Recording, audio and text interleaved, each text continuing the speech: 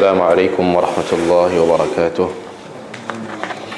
إن الحمد لله نحمده ونستعينه ونستغفره ونعوذ بالله من شرور أنفسنا ومن سيئات أعمالنا. من يهده الله فلا مضل له ومن يضلل فلا هادي له، وأشهد أن لا إله إلا الله وحده لا شريك له، وأشهد أن محمدا عبده ورسوله. يا أيها الذين آمنوا اتقوا الله حق تقاته ولا تموتن إلا وأنتم مسلمون. يا أيها الناس اتقوا ربكم الذي خلقكم من نفس واحدة وخلق منها زوجها وبث منهما رجالا كثيرا ونساء، واتقوا الله الذي تساءلون به والأرحام إن الله كان عليكم رقيبا.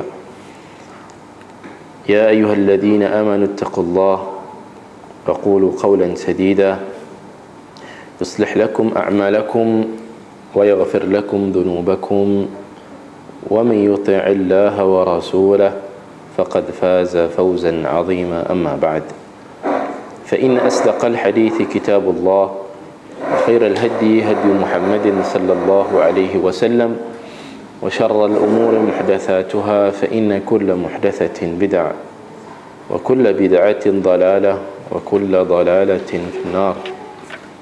Alhamdulillah, segala puji bagi Allah Azza wa Jal,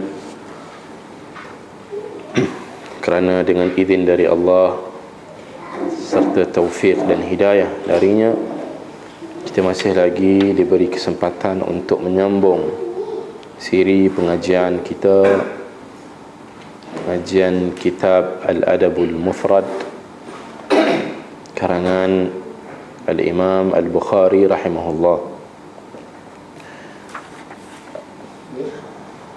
Pada pertemuan yang lalu kita berhenti pada bab babu birril ab, bab berlaku baik kepada bapa, bab yang ketiga. Dan insya-Allah kita akan sambung dengan bab linul kalam liwalidai, bab berkata lembut kepada kedua ibu bapa. Kita pernah dengar perkataan layyin ini. Allah memberi taujihat kepada Musa dikala baginda disuruh dan Harun disuruh berdepan dengan Firaun. Faqula lahu qawlan layyina la'allahu yatadhakkaru aw yakhsha. Wahai Musa dan Harun, berkatalah kamu kepada Firaun qawlan layyinan, perkataan yang lembut, la'allahu yatadhakkaru aw yakhsha.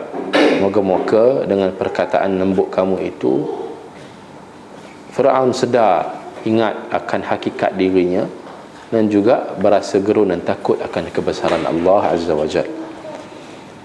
Kalau ikut susunan bab, dia sebelum bab linul kalam liwalidayh, dia ada satu lagi bab birru walidayhi wa in dhulman, bab berlaku baik kedua ibu bapa kepada kedua ibu bapa walaupun mereka zalim.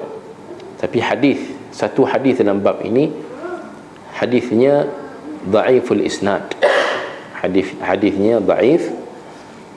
Kalau kita tengok dalam kitab Sahih Al-Adabil Mufrad, ini susunan Syekh Muhammad Nasruddin Al-Albani, dia hadaf bab ni, so dia tak terus jam kepada bab yang kelima.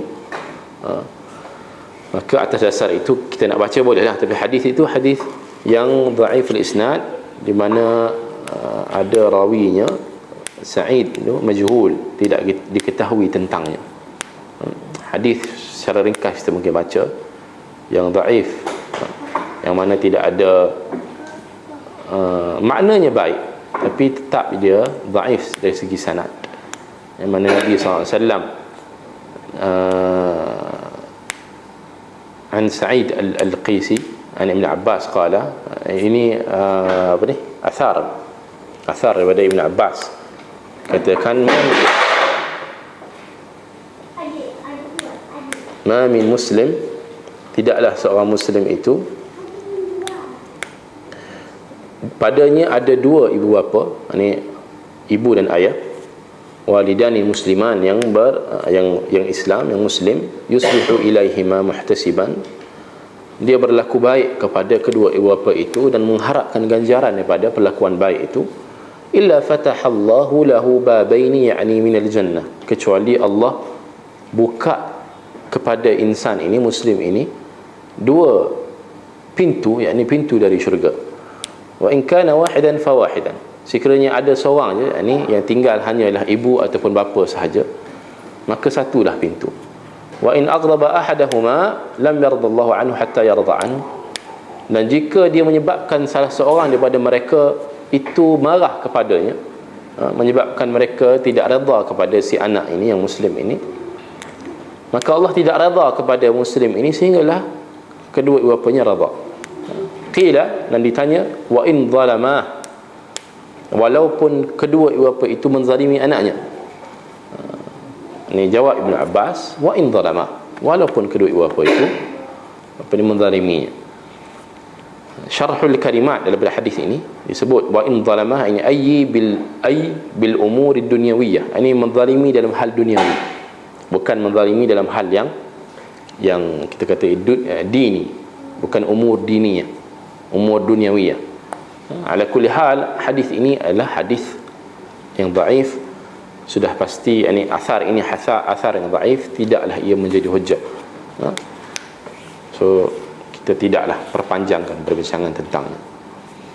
Baik, kita masuk bab yang kita sebut tadi, bab linul kalam liwalidai, bab berkata-kata dengan kata-kata yang lembut kepada kedua ibu bapa.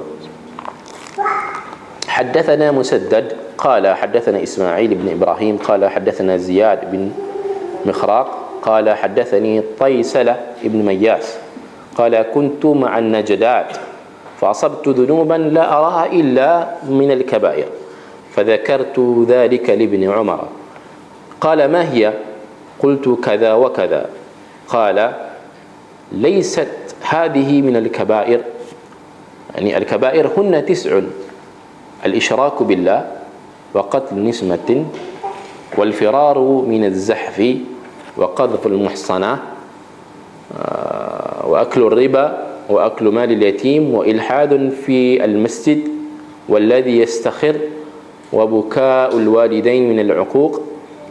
قال لي ابن عمر أتفرق النار وتحب أن تدخل الجنة؟ قلت إي والله. قال أخي قال أحيي والداك؟ قلت عندي أمي. قال فالله لو ألنت لها الكلام وأطعمتها الطعام أتدخلن الجنة ما اجتنبت الكبائر. Gitulah asar daripada Ibnu Umar. Okey, seorang pemuda Taysalah Ibn Mayyas berkata bahawa aku kuntu ma'an najdat.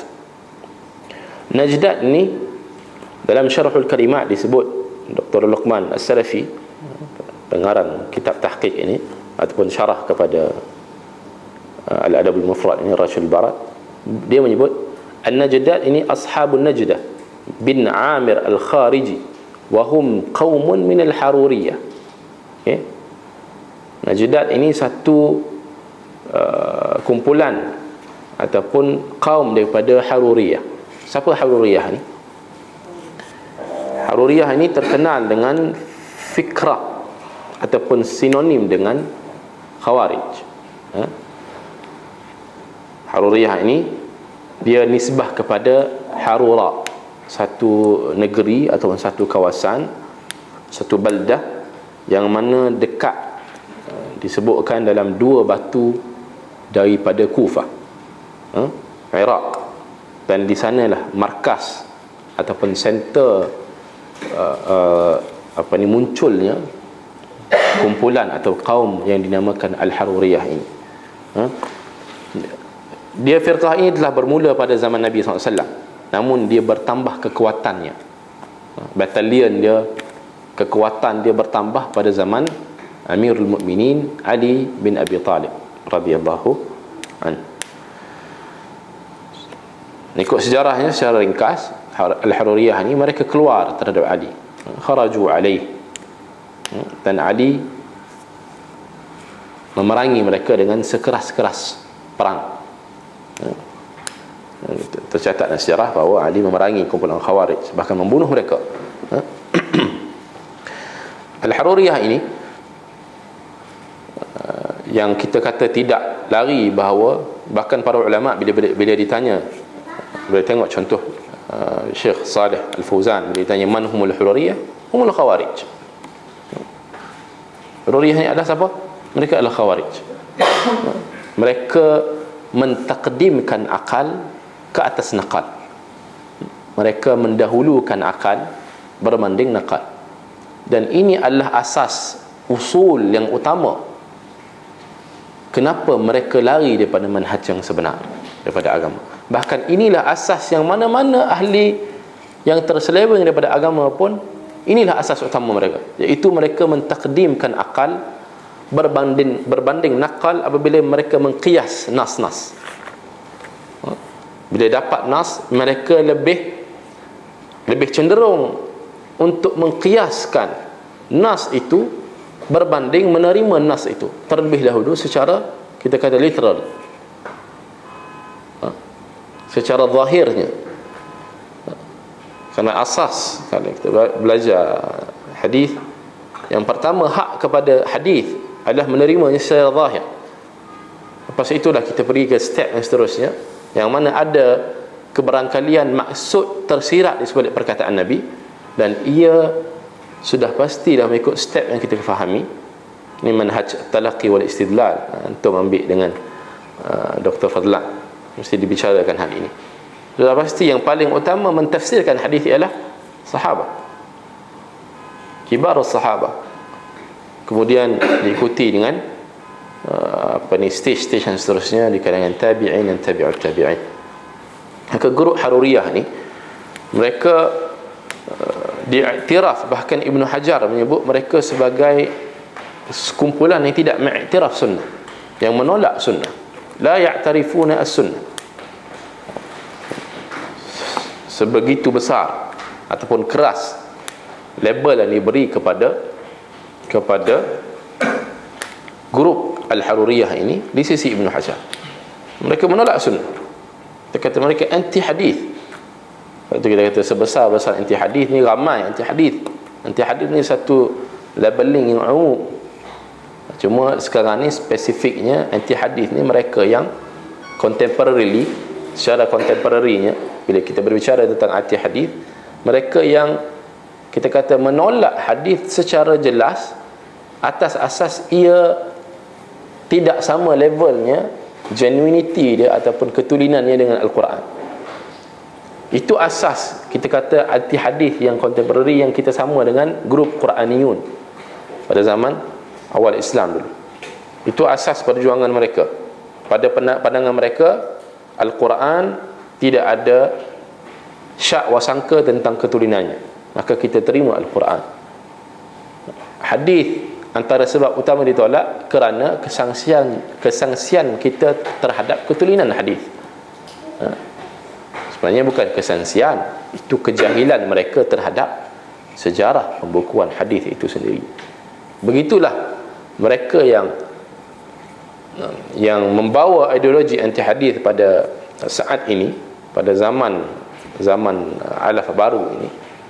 Mereka membawa ideologi yang sama, cuma dicampur adukkan lagi, diblendkan lagi dengan da'iyah daripada orientalis barat. Mereka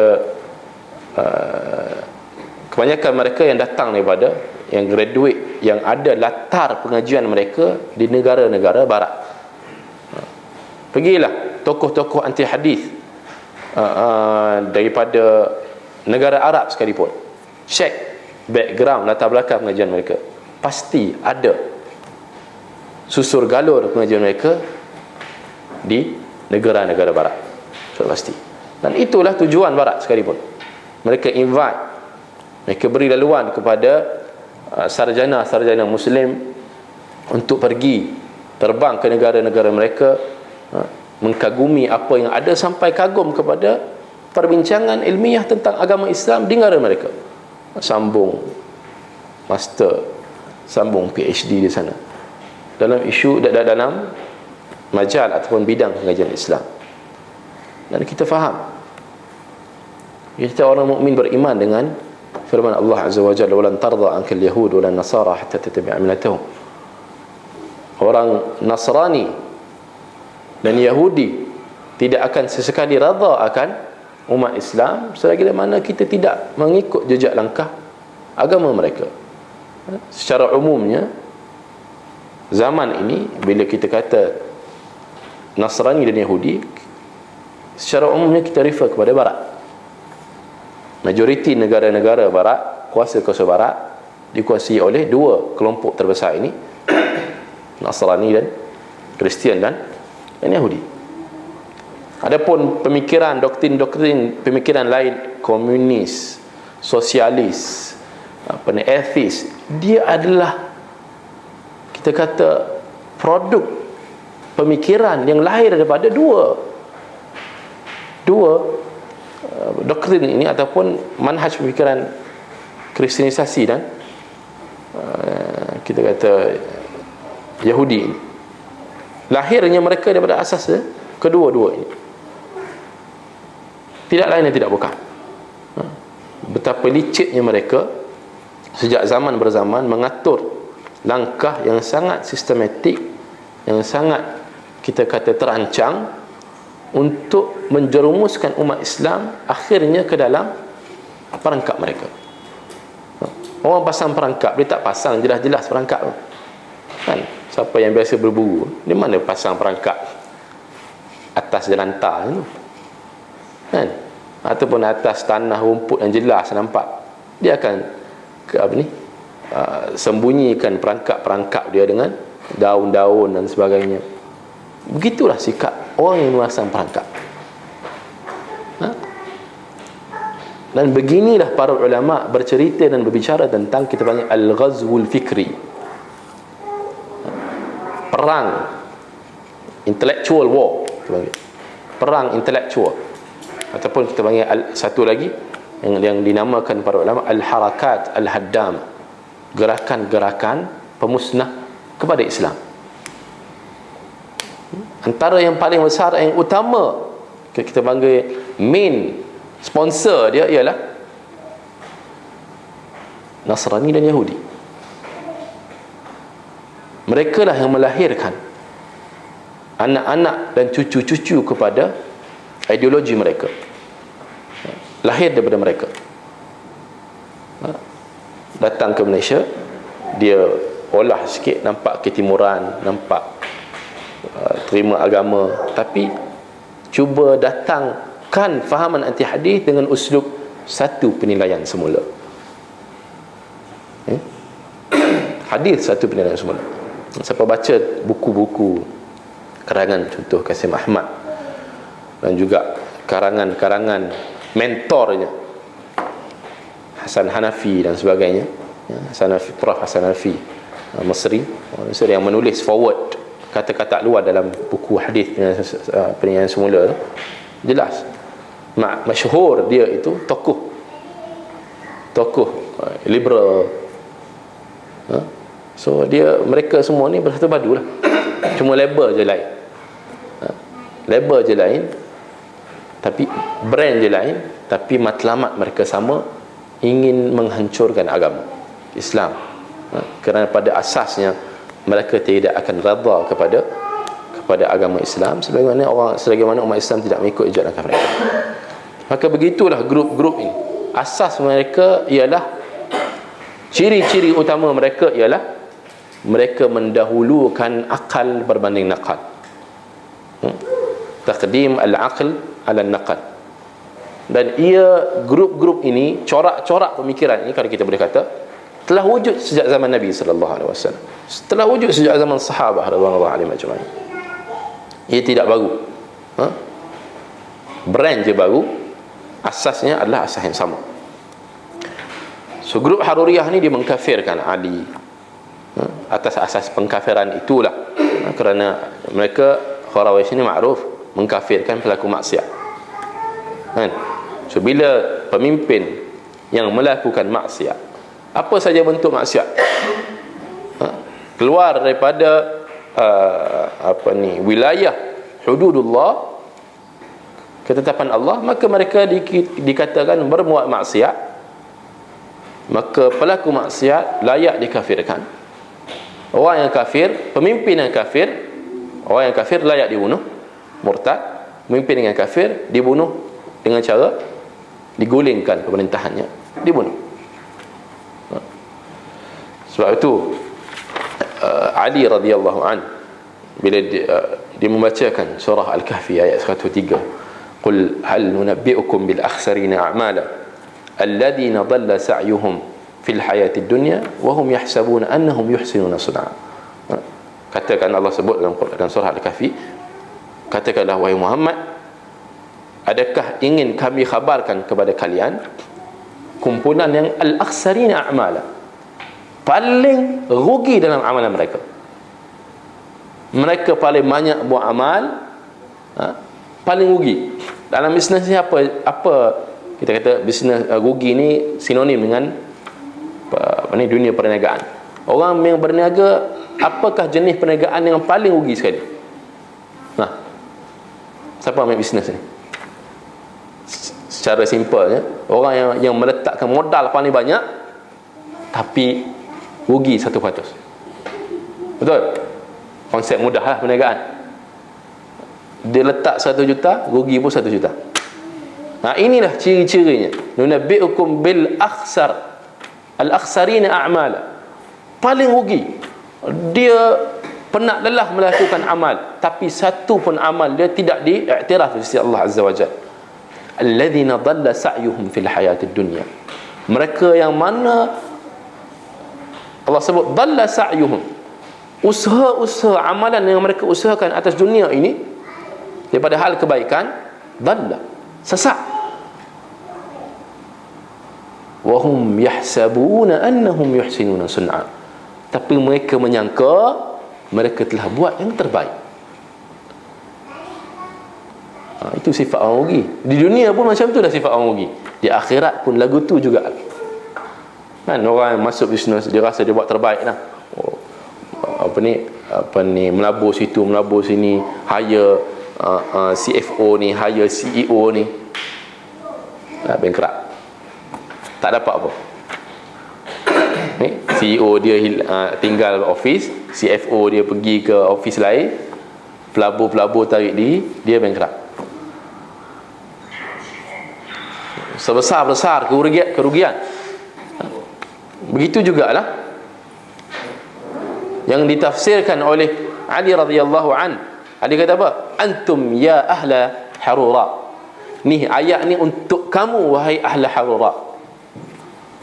Ayat ini untuk kalian wahai al-Haruriyah.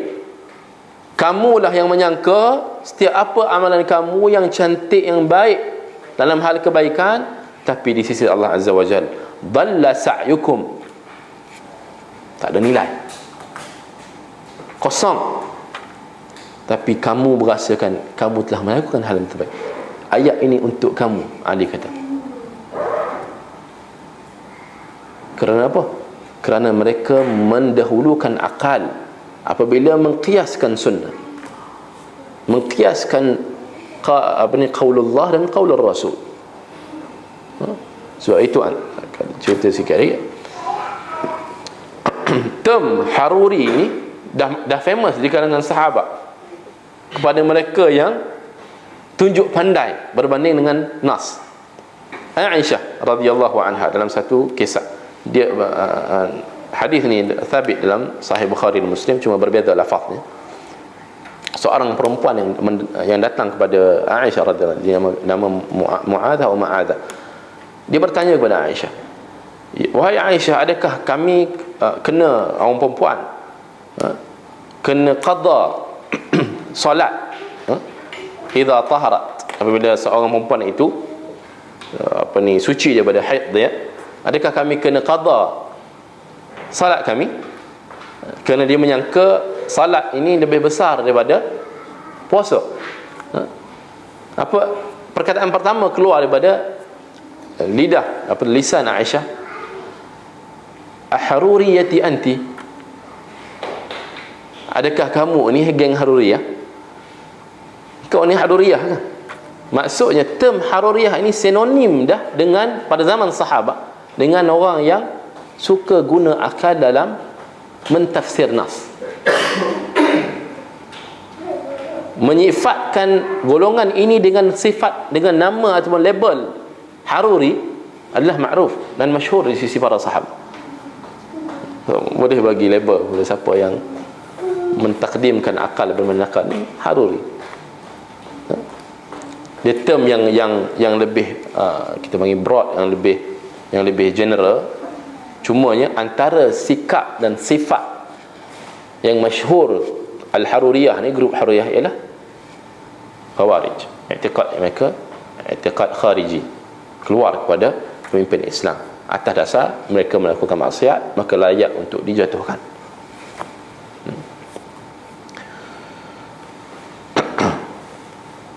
Baik. Sebab itu golongan Haruriyah, apabila Ali sebelum memerangi mereka, Ali hantar dulu, antara yang dihantar ialah Ibnu Abbas radhiyallahu anhu untuk kita kata munazarah, kita kata berbincang secara diplomatik dengan geng-geng Haruriyah ni sebelum Ali memerangi mereka. Bincang, berdebat, berlaku perdebatan tentang cara istidlal. Kamu salah ini dalam istidlal. Dihantar kibar Ibnu Abbas, bukan saja orang.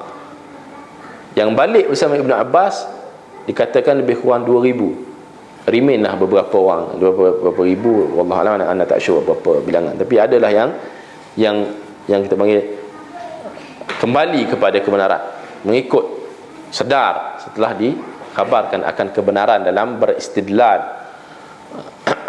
oleh Ibnu Abbas radhiyallahu anhuma. Itu sedikit ceritalah untuk siapa yang tak tahu apa itu Haruriyah, apa itu kumpulan atau kaum Al-Haruriyah. Kita sambung kepada hadis tadi. Fa asabtu dhunuban la araha illa min al-kaba'ir. Dia kata, aku telah melakukan sesuatu dosa yang mana aku menganggap dosa itu tidaklah ia melainkan dosa yang besar, al-kaba'ir, min al-kaba'ir. Fa dzakartu dzalika li Ibnu Umar. Maka aku pergi kepada Ibnu Umar, maka aku khabarkan tentang dosa yang aku lakukan. Maka Ibnu Umar setelah mendengar, qala laysat hadhihi min al-kaba'ir. Ini bukan dosa besar. Kemudian Ibnu Umar mengkhabarkan dosa besar ini apa? Hunna tis'un, ada 9. Yang pertama, al-isyraku billah, mensyirikkan Allah. Yang kedua, wa qatlu nismatin, membunuh. Nismah ini nafs, jiwa, ini membunuh insan lah. Wal firaru min az-zahfi, lari dari ayolah az-zahf, dari medan perang. Lari daripada medan perang di saat peperangan berlaku. Ini jihad qital, jihad qital.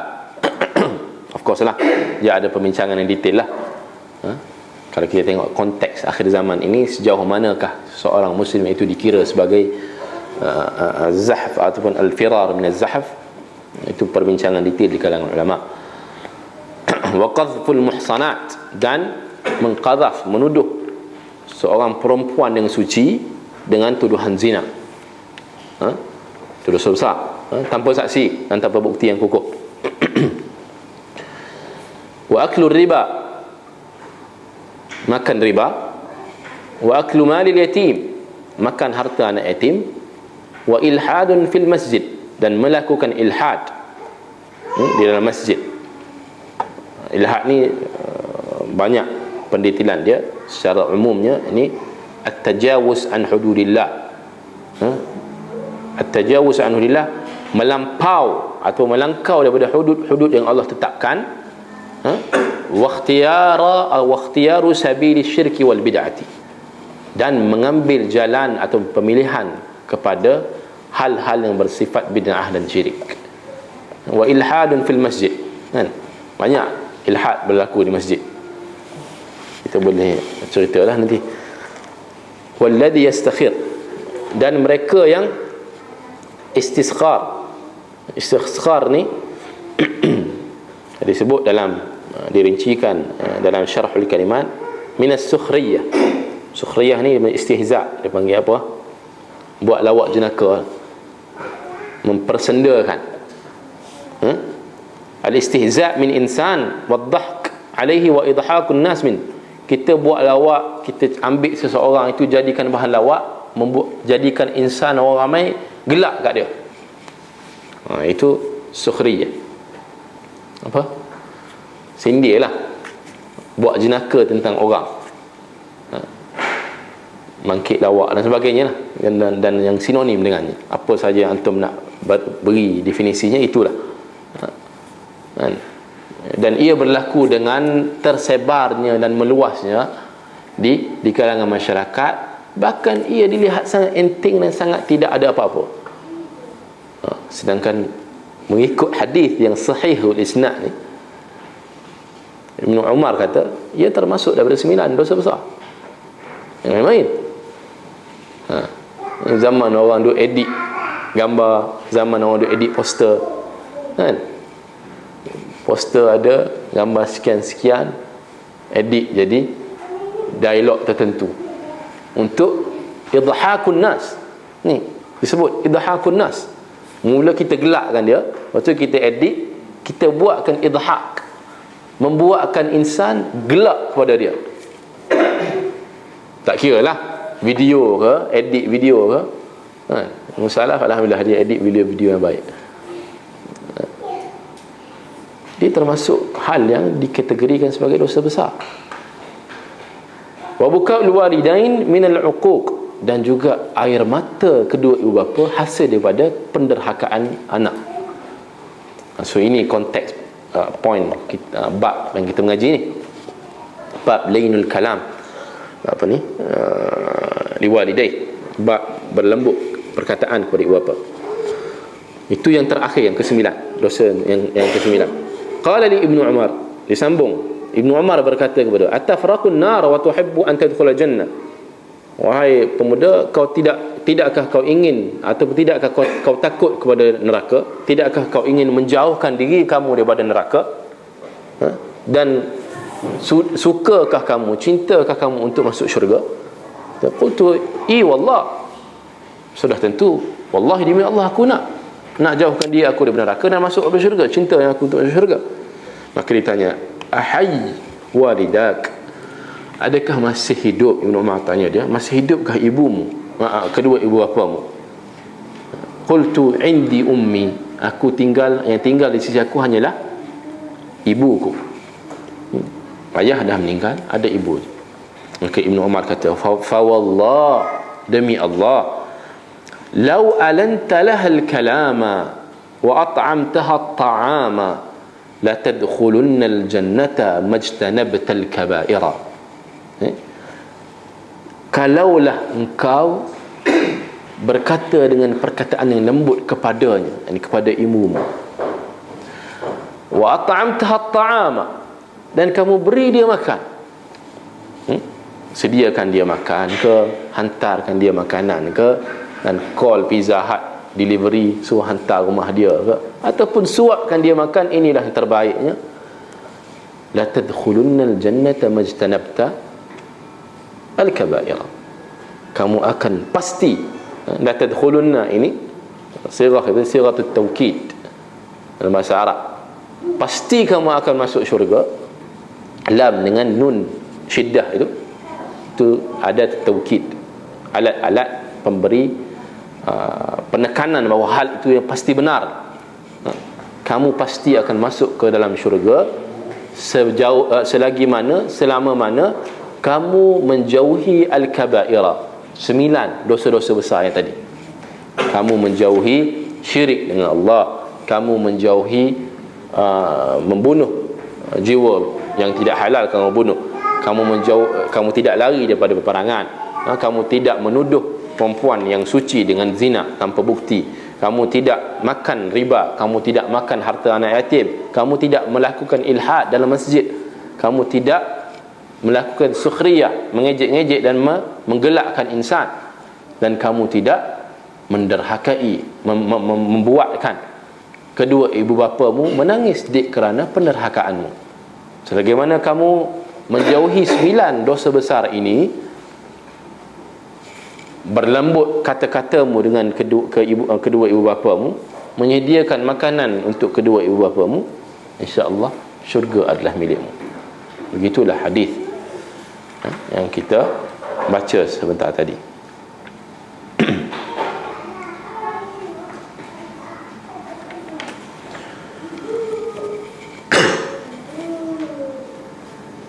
Okay, fiqhul hadis, pemahaman ataupun fiqhul hadis, pemahaman yang kita boleh dapat daripada hadis itu. Nombor 1, uququl walidain min kabairidz dzunubi wa id bakaya min shiddatil uquq fa huwa ashaddu anka. Derhaka kedua ibu bapa adalah antara salah satu dosa-dosa besar. Sekiranya mereka berdua menangis kerana uquq, kerana derhakanya anak kepada mereka, dan ia lebih asyaddu wa anka, lebih teruk dan lebih mudaratnya besar. Uquq itu satu besar, membuatkan dia menangis, kedua menangis kerana penerhakaan kita lebih dahsyat dan besar dari sisi Allah Azza wa Jalla. Yang kedua, birrul walidain wal qawlu lahuma qawlan layyinan min aqwa asbabid dukhuli fil jannah. Berlaku atau melakukan kebaikan kepada kedua ibu bapa dan berkata dengan perkataan-perkataan yang baik dan lembut kepada keduanya, min aqwa asbab, antara sebab-sebab yang paling kuat, antara sebab-sebab yang paling kuat ad-dukhuli fil jannah, untuk masuk ke dalam syurga, berdasarkan athar yang kita pelajari sebentar tadi. Bahkan yang sebelum ini pun ada hadis yang bersifat sedemikian. Yang maksud, adakah kamu buat dosa, aku tak nampak satu pun kebaikan yang lebih baik untuk kamu lakukan untuk ganti kepada dosamu, sebagai tanda taubatmu kepada dosa, melainkan birrul walidain. Hadis sebelum ini kita belajar. Hadis yang dalam bab birrul ummi, hadis yang keempat, bab birrul ummi. Inni la a'lamu amalan aqrabu ila Allah azza wa jalla min birril walidati. Aku tidak tahu, Ibnu Abbas berkata, aku tidak tahu mana-mana amalan yang lebih baik daripada untuk seseorang itu, untuk dia dekatkan diri dia kepada Allah azza wa jalla, selain daripada melakukan kebaikan kepada ibunya ataupun kepada kedua ibu bapanya. Okey. Hadis yang pertama habis dalam bab lil kalami liwalidai, bab berkata lembut kepada kedua ibu bapa. Hadis yang kedua dalam bab ini, yang merupakan hadis yang terakhir juga dalam bab ini. Haddatsana Abu Nu'aim qala haddatsana Sufyan an Hisham ibn Urwah an abihi qala wakhfid lahumā janāḥa ad-dhull min ar-raḥmah qala la tamtani' min syai'in ahabbahu. Okey. Hadis yang diriwayatkan ataupun athar yang diriwayatkan oleh Hisham bin Urwah daripada bapanya, berkata, ini ayat suratul Isra, ayat yang ke-24, wakhfid lahumā janāḥa ad-dhull, wakhfid lahumā janāḥa ad-dhull min ar-raḥmah. Ayat suratul Isra 24 yang bermula dengan ayat yang wa'budullaha wa qada rabbuka alla ta'budu illa iyyah wa bil walidayni ihsana imma yablughanna 'indaka al-kibara ahaduhuma aw kilahuma fala taqul lahumā uffin wa la bukan wa'budullaha wa la tusyriku bihi syai'an wa bil walidayni ihsana. Tak ingat? Tapi ending dia waqfid lahuma janahad dhulli minar rahmati wa qur rabbi irhamhuma kama rabbayani saghira. Itu ayat dia, full ayat dia. Waqfid lahuma janahad dhull, yakni rendahkanlah, turunkanlah sayap, maksudnya kinayah betapa kita kena tundukkan besarnya kita, siapa pun kita, di hadapan kedua ibu bapa. Kita Perdana Menteri ke, kita ketua mana-mana jabatan ke, tokoh yang disegani macam mana pun, apabila berhadapan dengan ibu bapa, muamalah kita adalah muamalah seorang anak yang perlu kita rendahkan serendah-rendahnya dengan rahmah.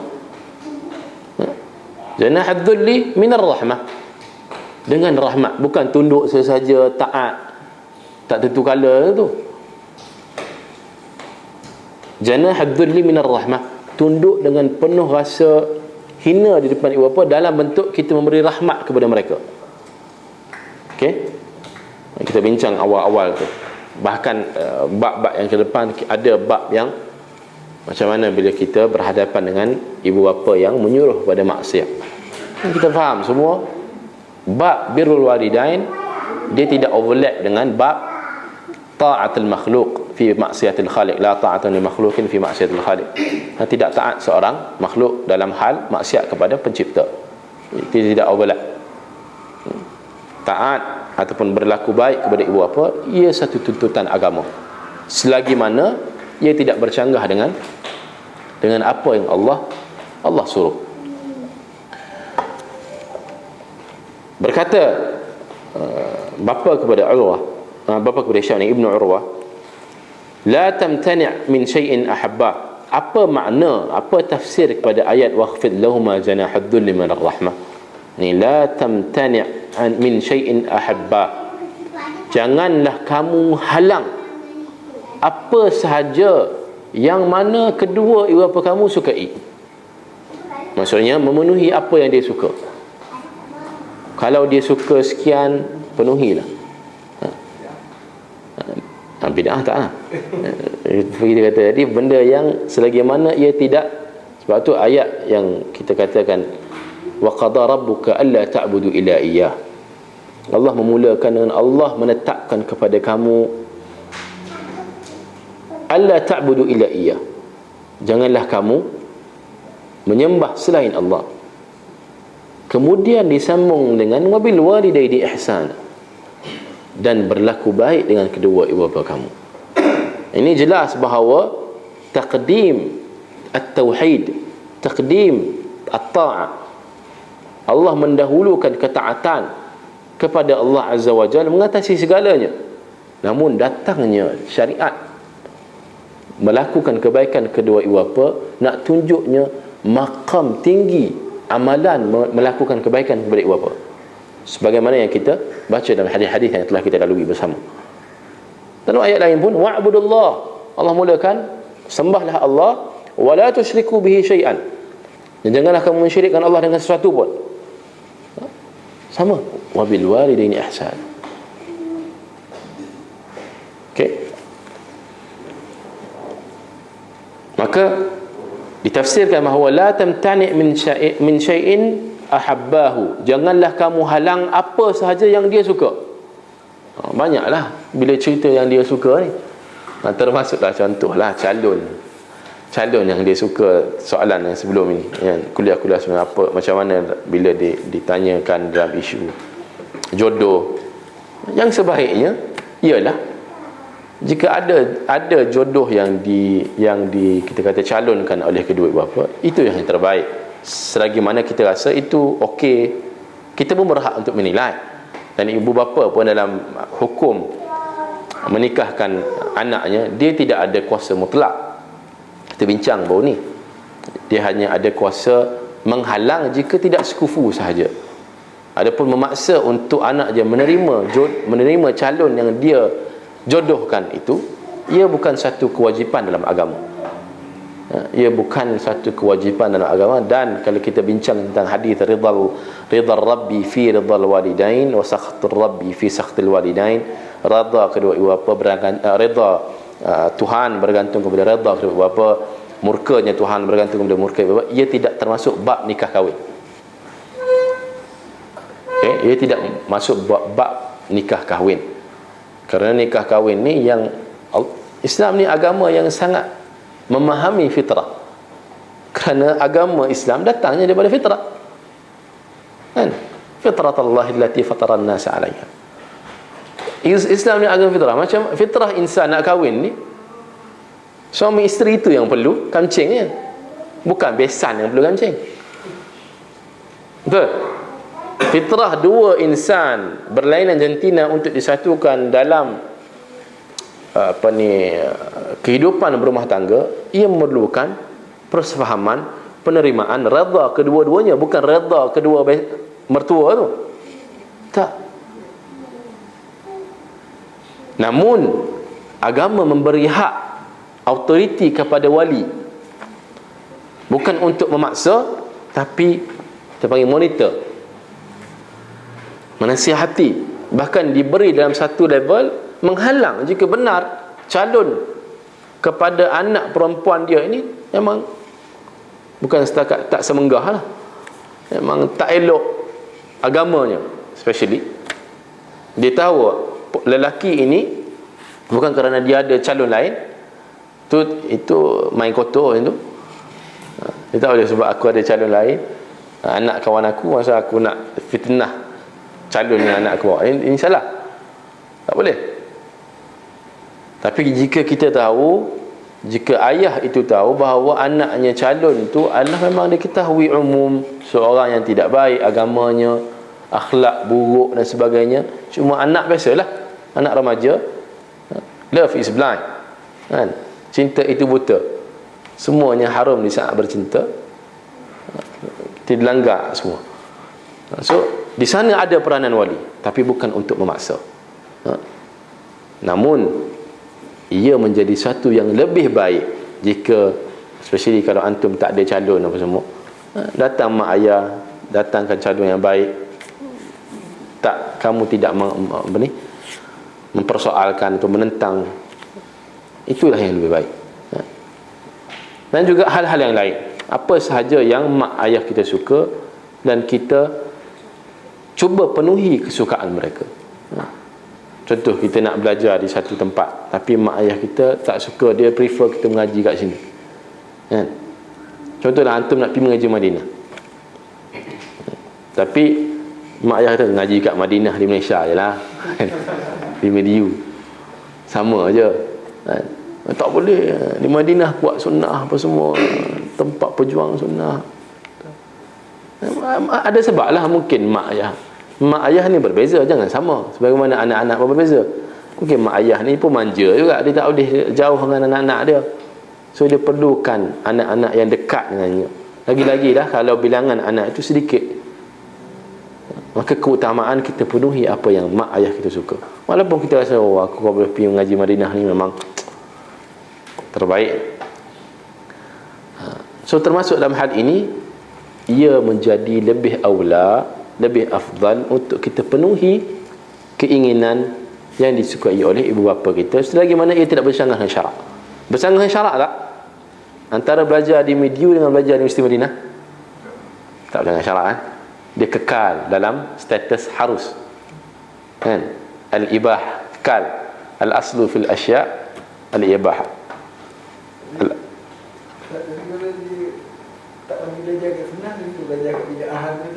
Itu istilah lain lah. Itu masuk dalam perbincangan maksiat lah. Tapi kalau contoh antara nak pergi ke luar negara dengan belajar dalam negara, kalau dia prefer kita belajar dalam negara, maka jangan, insya-Allah itu rahmat Allah lebih besar. Maka ramai je ustaz-ustaz yang boleh memberi khidmat kepada dakwah tanpa mereka terbang belajar di luar negara. Kita tak nafikan kelebihan belajar di Madinah dan sebagainya, namun ia bukanlah pada level yang wajib, fardu ain, sehingga mengetepikan keinginan dan preference kedua ibu bapa kita. So kita kena penuhi apa yang ibu bapa kita nak terlebih dahulu. Kecuali dia suruh kita pergi mengaji dekat ni lah, dekat apa? US lah.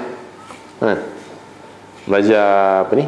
Belajar Quran sunnah US. Sudah tentu itu satu yang bukan baik, dan kita perlu tegaskan hal itu dengan cara yang baik. Lainul kalam. Cakap baik, fahamkan dia dengan baik, insya-Allah Allah akan beri dia kefahaman. Okey. Fiqhul hadis. Yang ke-9 ini al-ihtimam bil qaulil hasan wal fi'lil hasan ma'al walidain. Perlu kita menitik beratkan perkataan-perkataan yang baik dan perlakuan-perlakuan yang baik bersama apabila kita bermuamalah dengan kedua ibu bapa kita. Yang kedua, min ma'ani al-bir at-tawqir wat-ta'zim wat-tawadhu' lahumā.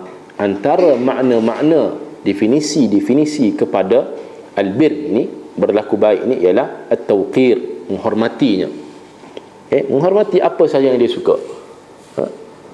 Kalau dia masak sekian, kita rasa tak sedap, antara bab bir walidain, jangan kata tak sedap.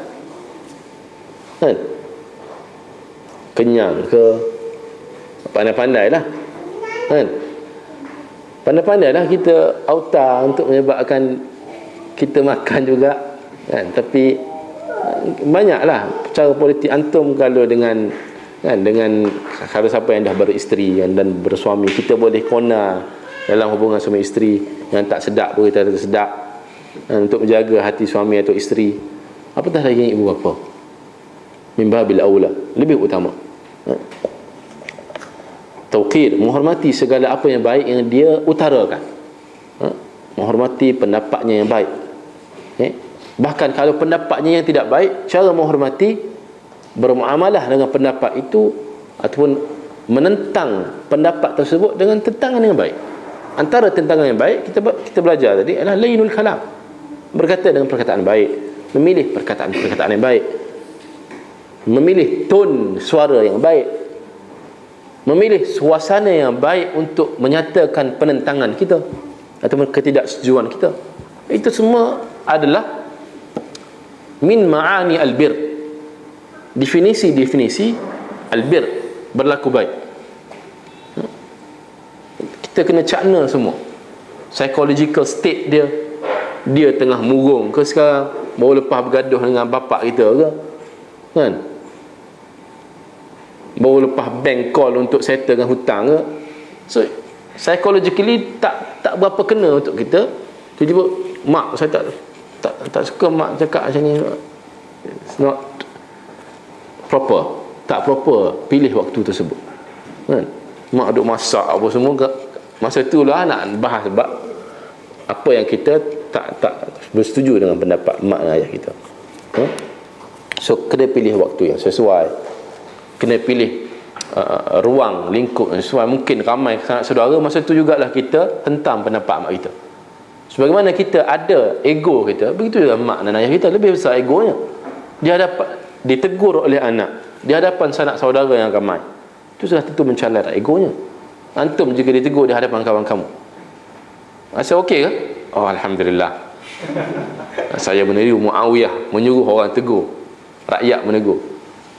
Itu cerita lain. Muawiyah level dia tinggi, dan dia menegur atas asas maslahat kepada rakyatnya, kerana takut takwanya dia, kemungkinan dia melakukan ketidakadilan. Maka tegurlah aku beri kamu peluang tegur aku. Itu konteks yang lain. Antum pun tak suka orang tegur antum dalam keadaan yang antum di tengah khalayak ramai. Begitu jugalah ibu bapa kita. Wa ta'zim, dan membesarkan dia, bukanlah membesar dalam erti kata mengagungkan dia sampai mendewa-dewakan, maksudnya memberi keutamaan kepada ibu bapa kita dalam apa jua hal, kan? Dalam apa jua hal, especially anak. Ini cerita especially anak lelaki, dia kena utamakan kan ibu dia berbanding isterinya ataupun isteri-isterinya, kan? Ibunya nombor satu, dan juga berbanding ayah. Begitu juga kalau anak perempuan yang belum berkahwin, sama state-nya, situasinya sama. Dia perlu mendahulukan kedua ibu bapanya berbanding yang lain. Itu bentuk ta'zim dalam apa jua hal lah. Tak perlu detailkan lah, faham lah. Siapa yang dah berumah tangga, dia perlu faham Apa jua pun dia perlu dahulukan kedua ibu bapanya, namun tanpa dia menafikan hak-hak ahli keluarga yang lain. Contoh anak lelaki, dalam pada dia nak mendahulukan ibunya, jangan sampai dia menafikan hak ataupun hati isteri yang dia perlu jaga. Kena pandai lah kan. Ini kena belajar, dan belajar tak susah pun, belajar melalui sunnah. Macam mana kita nak berkhidmat kepada isteri kita, InsyaAllah sebagaimana yang sunnah ajar kita beri khidmat kepada isteri kita, ia tidak akan mencacatkan juga hubungan kita dengan ibu kita. Sebagaimana kita mengikut cara yang sunnah ajar dalam berkhidmat kepada ibu kita, ia pasti tidak akan mencacatkan hubungan kita dengan isteri kita, InsyaAllah. Itu pasti berlaku. Yang berlakunya bila kedua-dua pihak, baik isteri dan juga ibu, kita bermuamalah dengan mereka berdua dalam keadaan tidak mengikut petunjuk Al-Quran dan Sunnah, tapi hawa nafsu kita. Kadang-kadang ada orang tu berkira dengan isteri, melebihkan ibu secara tidak adil, maksudnya tidak mengadili isterinya. Ada orang melebihkan isteri, itu lebih teruk lah, tapi kedekut dengan ibunya. Ini seteruk-teruk insan lah. Tapi sama juga, terlalu melebihkan, bukan maksud terlalu melebihkan ni satu benda yang tidak elok, maksud terlalu melebihkan ibu sehingga menafikan hak isteri yang wajib dia lunasi. Itu juga tercela di dalam agama. Wattawadu' lahuma, dan merendah diri di hadapan keduanya. Dalam apa jua hal kita perlu merendahkan diri kepada kedua ibu bapa. Apa jua dalam bentuk percakapan kita. Tak kisahlah kita ni, ustaz saya ni jenis suara kasar, suara jenis loud. Tak kira you loud or tak, memang kena off loudspeaker tu bila bercakap dengan ibu bapa. Kena ubah lah. Tak boleh bagi alasan hanya kerana saya dah terbiasa bercakap kasar. Apa nak cakap kasar dengan kawan, dengan geng boleh, tapi dengan ibu bapa jauhi sikap tersebut. Kadang-kadang certain ibu bapa, cara dia menggauli anak-anak dia, dia treat anak-anak dia dengan gaya friends kan? Treat your son and daughter like your friends. Okey, tak ada masalah.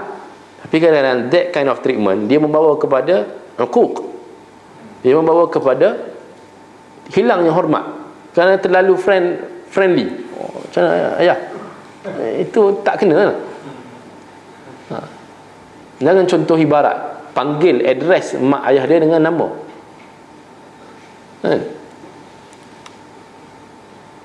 Panggil mak ayah dia kadang dengan nama, hey Jack kan? Ayah dia selamba je panggil nama. Itu tidak ada nilai-nilai at-tawadhu', tidak ada nilai-nilai at-ta'zim, hilangnya nilai-nilai at-tawqir. Kerana Islam ni dalam semua sudut adanya nilai ini. Percakapan kita, renung mata kita, mimik muka kita, bentuk ekspresi badan kita, pergaulan yang lain-lainnya, cara kita beri hadiah dan sebagainya, cara kita attend mereka bila mereka sampai, itu semuanya ada di sana nilai-nilai at-tawqir, at-ta'zim, at-tawadhu' yang kita perlu penuhi. Mak ayah datang rumah, kita mungkin dalam keadaan tak suka, ada masalah dengan isteri, ada masalah dengan suami, mak ayah sampai pula daripada kampung, so kita pun tunjuklah muka kan? Muka ketidakkeruan kita di saat menyambut kedatangan ibu bapa. Itu tidak ada at-tawadhu', at-ta'zim, at-tawqir. Itu di luar suasana bir tersebut. Apa jua pun yang berlaku di antara antara suami dan isteri, apabila ibu bapa datang, raikan mereka dengan sebaik-baiknya. Tak payah duk tunjuklah kita bergaduh dengan suami dan isteri kan? Tak payah duk tunjuk kita ada masalah hutang piutang. Mak ayah datang, kita menunjukkan ekspresi tersebut. Okey. Tahqiq yang ketiga, fiqh al-hadis, tahqiq raghabat al-walidain al-mashru'ah wajibun 'ala al-aulad. memenuhi ataupun merealisasikan raghabat al-walidain, apa yang disukai, apa yang diingini, apa yang digemari oleh kedua ibu bapa, al-masyru'ah, yang mana yang kena dengan syariat, yang comply dengan syariat, wajibun 'alal aulad. Ini poin yang diberi oleh Dr. Muhammad Luqman As-Sadi. Wajib, yang mana masih lagi berada dalam lingkungan syariah, maka wajib. Contoh yang kita bincang tadi lah, kita nak pergi belajar kat Madinah atau Ummul Qura atau Jamiatul Imam, tapi mak ayah kita tak payahlah, kan, tak ada orang lah kat rumah, apa ni, duduklah, boleh gilir-gilir dengan kakak, adik ke semua, belajar kat Mediu pun okey lah, kan? Belajar kat UIA pun okey lah, kat UM pun okey je. Sebenarnya itu masih lagi dalam lingkungan syar'iyah yang dibenarkan oleh syarak. Sebab apa? Hukum asal untuk pergi ke sana bukan wajib, bukan fardu kifayah pun. Itu pendapat anak tak bermanfaat pergi belajar di Madinah sebagai fardu kifayah. Ia masih lagi ikhtiari, bersifat ikhtiar. Sebab selain daripada Universiti Madinah, Jamiah Ummul Qura, Jamiah Malik Saud, banyak lagi jamiah-jamiah lain yang juga boleh menyediakan ilmu-ilmu yang baik. Cuma jika kita bincang dari sudut berada menjadi ahli Madinah, itu cerita lain. Tapi untuk pergi belajar di sana, hukumnya ia masih lagi harus. Maka jika ibu bapa kita inginkan kita berada di negara, dalam negara, belajar dalam institusi ilmu yang tinggi dalam negara, maka ia wajib dipenuhi. Apatah lagi dengan alasan-alasan yang kuat. Ibu bapa kita sakit, ibu bapa kita tak ramai anak, kita pula satu-satunya anak lelaki yang diharapkan, yang boleh harap. Mungkin ada abang adik tapi tak diharap, kan? Yang lain 2-3 orang semua tak faham sunnah, antar yang faham sunnah. Dah faham sunnah, kena praktik sunnah lah. Yang terbaik untuk dipraktik ialah birrul walidain. Ibnu Abbas kata, tak ada amalan lain yang paling aku tengok boleh mentakribkan kamu, mentaqarrubkan kamu kepada Allah Azza wa Jalla selain daripada birrul walidain, berlaku baik kepada ibu. Apa itu berlaku baik kepada ibu? Jaga hati dia, penuhi apa yang dia inginkan semana tak bersangkutan dengan syariat dan sebagainya. Itu poin yang ketiga dalam fiqhul hadis. Okey, saya cukup kita berhenti untuk hadis itu malam ini. Mungkin kalau ada 1-2 soalan.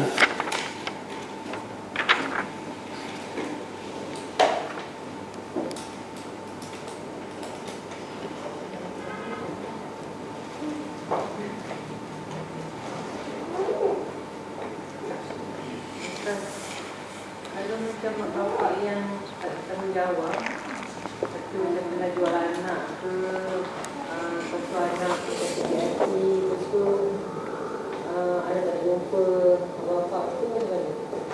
Kalau bapak dunia yang memang tak tunggang, yang pernah jual dia ke, masukkan anak tu ke, ataupun bapak tu pernah merogolkan anak tu ke, macam mana anak tu dengan bapak? Okey, jazakillah atas soalan.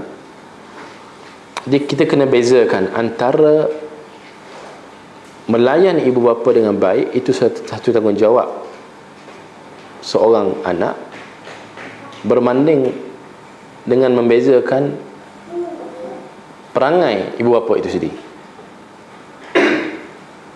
Okey, ibu bapa, contoh ayah yang pernah merogol anaknya, apa perlu si anak perempuan itu buat kepada ayahnya? Dia tetap wajib melakukan kebaikan kepada ayahnya. Maksudnya jika ayahnya lapar, dia masih lagi wajib untuk pergi cari makan. Kalau ayahnya tak mampu, ayah dia sakit, dia kena jaga. Okay. Dosa si ayah, dia tidak menyebabkan haknya itu hilang. Hak dia sebagai bapa, hak dia sebagai ibu itu hilang. Ibu yang pernah tinggalkan anak zaman anak sekarang dah umur 30 tahun dulu, masa lahirkan dia tinggal dengan orang lain, tak jaga. Dia tak jaga pun anak. Bila dah dewasa, dia datang claim anak. Sebagai seorang anak yang beriman kepada Allah dan Rasul, dia kena langsaikan ataupun lunaskan haknya. Ini hak ibu bapanya sebagai mana biasa. Contohlah, situasi ayah ni memang kaki buat yang tak baik kepada anaknya, itu hal yang lain. Sebagaimana anak itu di bawah jagaan ayahnya, dia kena berlaku baik, bukan taat kepada hal yang buruk tersebut. Contohlah, ayah tu nak mengapa-ngapakan anaknya, dia bukan sebab taat buat baik, buat lah. Bukan. Itu mentaati dalam maksiat. Dia kena lawan. Masa tu dia kena tumbuk muka bapak dia, tumbuk lah. Masa tu dia kena terajar, ambil penyapu, hempuk atas kepala, hempuk lah. Masa tu dia kena call polis untuk tangkap dia, tangkap. Itu bukan uququl walidain lah. Bahkan itu menjadi satu kewajipan. Al-amru bil ma'ruf wan nahyu 'anil munkar. So, situasi je kena faham. Contoh kehidupan dalam satu rumah, Allah takdirkan seorang anak perempuan itu yang mu'minatun billah, tapi diuji dengan mak ayah yang sangat tidak bertanggungjawab. Maknya mungkin keluar bekerja tak erawan, bapak buat apa ke anak kat rumah. Itu situasi yang berlaku, dan boleh berlaku, dan memang berlaku. Wal'iyadzubillah, daripada berlaku untuk kalangan kita semua. So apa anak itu kena buat? Yang pertama, dia tetap, selagi mana dia mampu, dia tetap kena berlaku baik kepada ayahnya itu. Maksud ayahnya suruh buat apa yang mana masih lagi tidak bercanggah dengan syarak. Nak tolong masakkan ayah lapar. Ayah ni dia macam mana perangai pun, time dia lapar, dia nak makan juga. Dia suruh masak. Suruh buat air. Suruh picit. Okey. Kejahatan dia menjadi kewajipan juga kepada anak itu untuk mencegahnya. Mencegah dengan tiga cara sebagai ma'ruf dalam hadis. Apa ni? Biyadihi wa lisanihi wa qalbihi. Yang pertama dengan tangan, ini dengan kekuatannya. Sampai bila nak bergusti dengan ayah, call lah terus polis, lapor kan. Masalah bila ini ayah saya sangat, takkan saya nak lapor pada polis, masuk dalam penjara dan sebagainya. Ini salah konsep pemahaman dalam birrul walidain. Ia tidak sampai tahap kita melakukan kebaikan kepada ibu bapa sehingga bersubahat dengannya, berta'awun, bekerjasama dengannya dalam hal-hal yang maksiat kepada Allah Azza wa Jalla. Bukan setakat kepada mangsa itu sendiri lah. Adik-beradik lain yang tahu adik perempuannya dikhianati oleh ayah sendiri, kakaknya dikhianati oleh ayahnya sendiri, maka wajib kepadanya untuk mencegah hal yang mungkar dengan jalan-jalan yang ada. Adapun status dia sebagai seorang anak dan bapa itu kekal, tidak akan pernah terputus. Dia wajib melakukan kebaikan kepada ibu dan ayahnya semampu mungkin. Semampu mungkin, wallahu a'lam.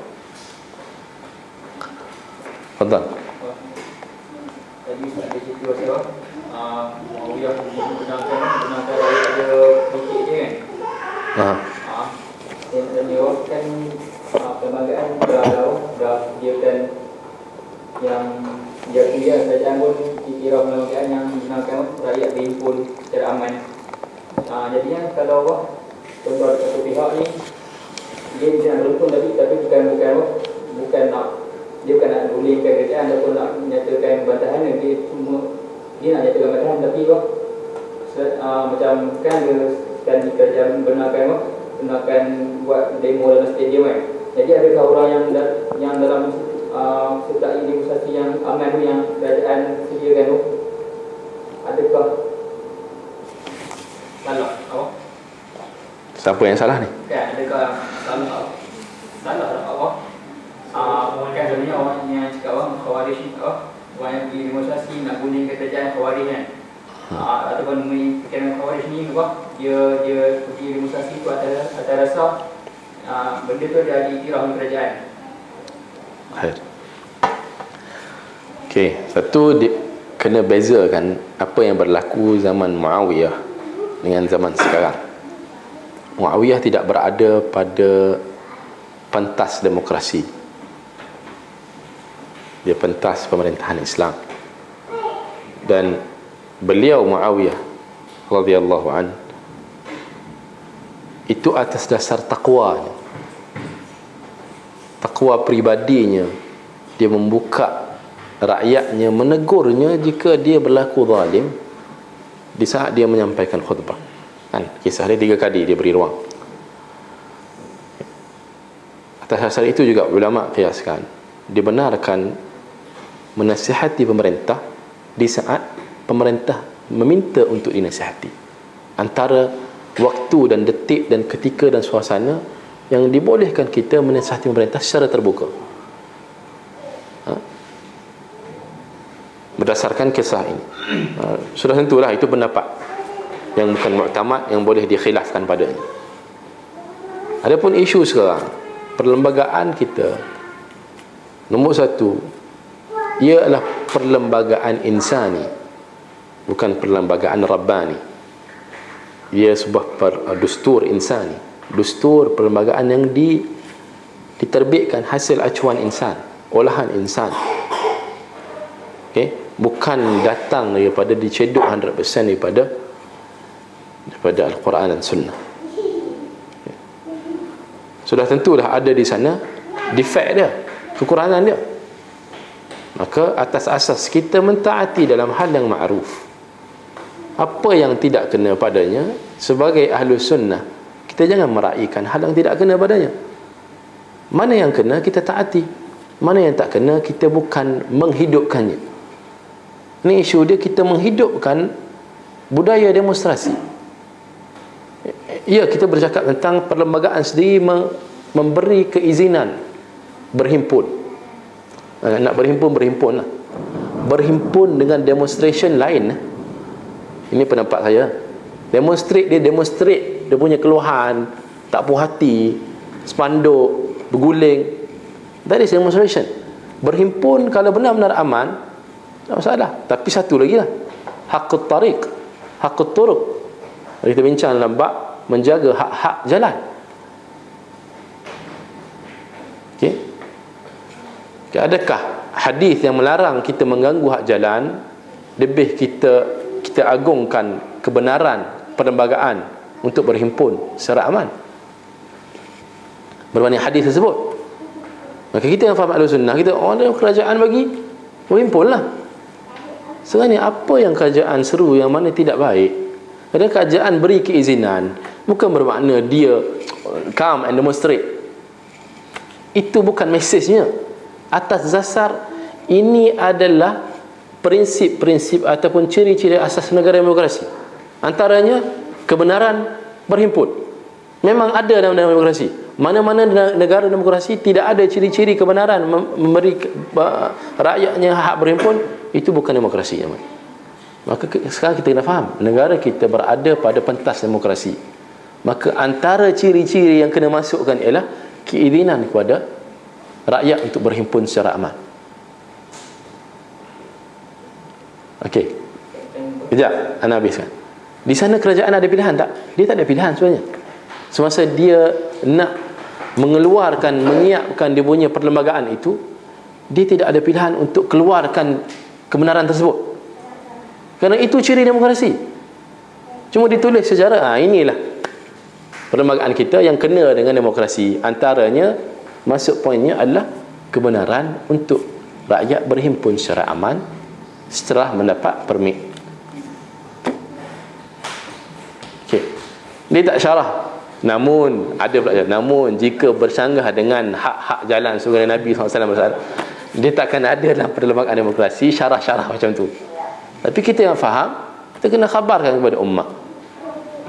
Kita jangan habis kerajaan bagi, sampai bila kita nak bagi alasan macam tu? Banyak benda yang kerajaan tak bagi kita buat. Okey. Tapi kan yang hadis tak jalan kan, benda yang dilarang. Lepas tu sahabat nak, ingat saya hadis tu mungkin ni awak nak dilarang. Lepas tu sahabat cakap kalau kami ada juga, tapi Nabi cakap kalau kamu nak duduk juga. orang buat faktor ni ada istilah kan. Maknanya seolah macam Nabi mengizinkan benda tu selama benda tu dijaga. Contoh kalau apa, kalau berhimpun dalam stadium, contoh kalau macam saya tengok apa, Isma ikut asing lelaki perempuan dan dia bantah tu, dia pun tak bantah yang kerajaan bodoh dia tak bantah tu, dia bantah awal sekadar nak kami tolak penganggur, kami tolak apa-apa kan. Adakah digunakan satu gitu Israel? Okey, betul lah konteks dia. Maksud anak hak jalan itu himpunan aman yang dikatakan himpunan aman tersebut adakah memenuhi hak jalan yang Nabi cakap tu? Jika kamu nak berhimpun, make sure kamu penuhi 4 hak jalan ini. Ikhtilat, kaful adha, kan? Tak merosakkan, tak menghalang lalu lintas. Adakah himpunan-himpunan aman yang ada dalam negara ini lulus akan piawaian tersebut? Kalau 1,000 datang berhimpun dekat jalan tar, sudah pasti tak lulus. Ia lulus dengan keizinan daripada perlembagaan.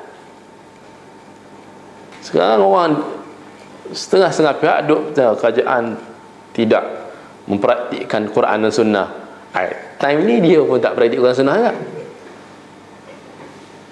Bukan kerana keizinan kerajaan, dia bermakna kerajaan suruh.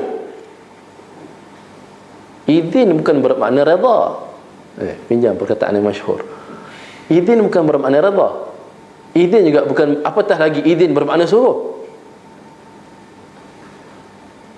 Keizinan itu macam saya cakap, ia menjadi satu prinsip utama dalam negara demokrasi. Dia pasti akan kena masukkan untuk menjadikan negara Malaysia yang merdeka.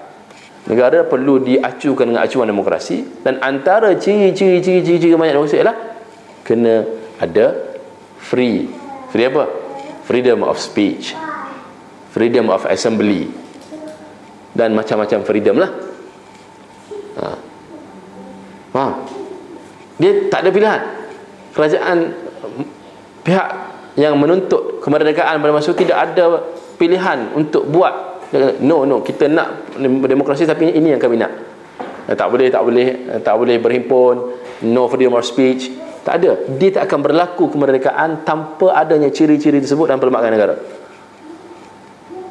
Maka keizinan kerajaan bukan bermakna kerajaan mengajak dia, demonstrasi tiap-tiap hari buat schedule demonstrasi. Tak. So kita yang faham agama, jangan menjuru rakyat ke arah jalanan yang berhimpun. Subhanallah, jalan yang banyak untuk menasihati kerajaan. Kita nak nasihat kerajaan, kita nak tangtu juga. At the point time kita nasihat, kita nak dia dengar selalu. Kita orang nasihat berapa kali kita dengar? Kita insan yang penuh dengan kejahilan dan kekurangan, orang nasihat berapa kali kita dengar? Kerajaan pun insan, dia bukan malaikat. Okey, ada pun hantar cakap berkumpul di stadium. Ini adalah sebaik-baik jalan. Kalau betul antum nak suarakan ketidakpuasan hati, apa duduk berhimpun dalam stadium tu? Satu, tak mengganggu lalu lintas, tak mengganggu hak awam. Dan dalam stadium tu bukan maksud bila masuk stadium okey, kena dengan sunnah. Banyak lagi hal yang kamu kena jaga. Ikhtilat, jaga ke tak? Salat, jaga ke tak? Kaful adha ni banyak, bukan setakat halang lalu lintas, menyakiti hati orang, idha'akun nas yang kita sebut ni, sukhriyah, duk bangkit lawak, duk pelekeh kerajaan dan sebagainya. Antum panggil kerajaan, okey, kita berhimpun ini nak menunjukkan solidariti kita, kesatuan kita tak berpuas hati dengan konsert yang diadakan. Kita menyatakan bahawa kerajaan perlu ada aturan-aturan kawan-kawan macam ni. Tak ada masalah. Tapi kalau tahu kerajaan perlu dijatuhkan kerana telah jauh daripada petunjuk Al-Quran dan Sunnah, jatuh, hancur. Ini ialah kalau nak kata ini adalah gaya Khawarij, kita kata ia kasar lah.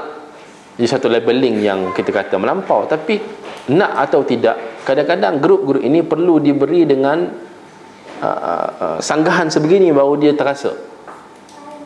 Kita tak kata mereka Khawarij secara mutlak, kerana Khawarij mereka ni mengkafirkan orang Muslim.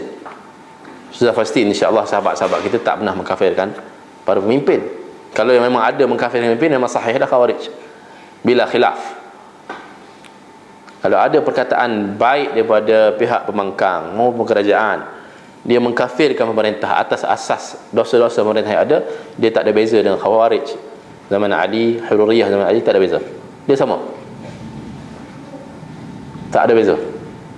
Tapi menyeru rakyat turun di jalan, kita kata ini adalah bibit-bibit ataupun jejak-jejak yang dekat kepada amalan Khawarij.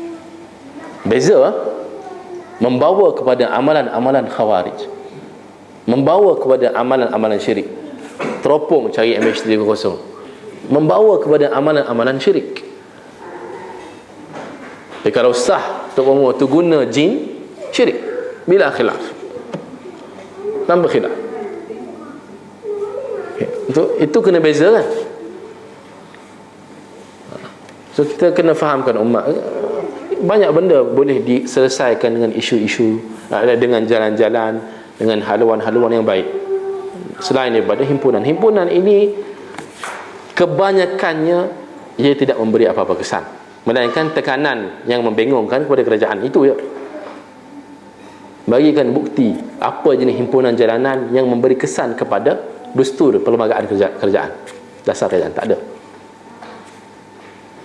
Tak ada. Banyak perubahan yang berlaku kerana apa?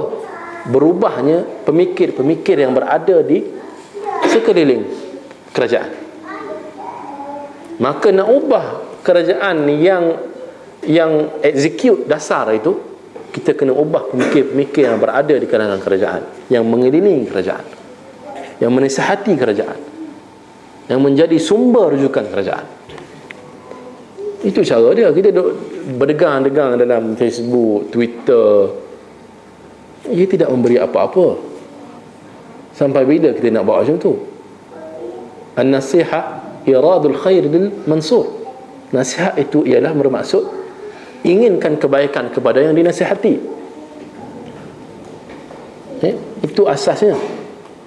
Jika himpunan aman yang kita rasa boleh memberi kebaikan kepada yang dinasihati, saya rasa itu jauh sekali. Kebanyakan himpunan aman itu pada banner dan poster saja. Konten dia tidak aman langsung. Dengan percampuran, dengan siapa boleh kawal 100,000 manusia? Siapa boleh kawal? Saya angkat tangan nak kawal antum untuk kata benda-benda tak hidup. Berapa orang? 20 orang dalam ni. Saya tak mampu kawal. Ustaz ni karut. Saya tak mampu kawal. Ini 20,000 orang. Siapa mampu kawal? Tak ada siapa mampu kawal. Bohong lah. Mes. Antum ketua, kata ketua, duduk sini, duduk macam yang ni buat kalut, yang ni duduk buat kalut kat sini, yang ni duduk buat kalut kat sini. Sampai bila proses-proses menegur pemerintah sebegini ingin berlaku? Dan berikan satu contoh, himpunan-himpunan sebegini memberikan sesuatu yang baik untuk negara. Aghlabnya, kebanyakannya, ia memberikan impak yang tidak baik kepada rakyat. Tidak lebih daripada itu. Sekadar mendapat perhatian media, that's all. Saya pasti kalau saya sebagai menteri, ya, saya akan memberi perhatian kepada himpunan-himpunan yang ada. Tapi ia bukan menjadi faktor dan penyebab saya mengubah dasar saya. Kalau saya menjadi menteri, saya memilih orang yang datang hebat tak mana tu, datang jumpa aku, dah kata aku ni jahil, tak pandai mengurus negara, tak cerdik dalam mentadbir negara. Datang tokoh-tokoh mana hebat berdepan dengan saya, bagi saya kertas cadangan. Dasar mana yang terbaik? Berapa ramai tokoh-tokoh yang buat macam tu?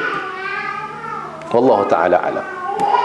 Semoga Allah memberi hidayah kepada pemerintah kita, dan memberi hidayah kepada pemikir-pemikir yang ada di sekitarnya, dan memberi hidayah kepada semua pemikir-pemikir yang berada jauh dari kerajaan untuk turun dekat kerajaan, menyampaikan apa-apa yang baik untuk kebaikan dan kemaslahatan negara. Wallahu a'lam. Subhanakallahumma bihamdik, asyhadu an la ilaha illa ant, astaghfiruka wa atubu ilaik. Assalamualaikum warahmatullahi wabarakatuh.